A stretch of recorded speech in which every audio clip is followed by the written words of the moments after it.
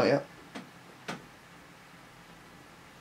Hello everybody, today I'm coming to you from a very rainy day to tell you that we are not going to be doing reviews on YouTube anymore. Instead, we're going to be doing them over on Twitch, and there's a few reasons for this. The main one is to do with the copyright policies that YouTube has against playing songs on YouTube videos. So what we've done in the past is, when we do a reviews episode, we play the song that we are reviewing for about 30 seconds. This isn't ideal because we'd like to play it in its entirety, and it's much easier to do this over on Twitch. This is because when you play a song in its entirety on YouTube, the distributor who released that song for the artist can claim our video, claim it as pirated material, steal all the money that we've made from that video, and take the video down.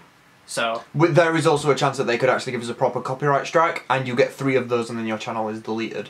So it's really not worth risking. Yeah, so we're not going to be doing that anymore. Whereas on Twitch, if you get a copyright claim, the song just gets muted, which is a nicer way of doing it. Yeah, still not ideal, but yeah, we show the song name on screen anyway, so if anyone did actually want to listen to it before hearing our comments, they could just go and listen to it. So. It's a weird thing to be saying, isn't it? Because ideally we wouldn't be getting copyright strikes against songs that we have permission to use, but the distributor of those songs may not necessarily know that, so it can cause problems. When we do our reviews episodes in the future, we are only going to be accepting Spotify links. The reason for this is because on our stream, we like to show the song that we're playing. So we have a nice little box that comes up with the name, the artist name, and the artwork.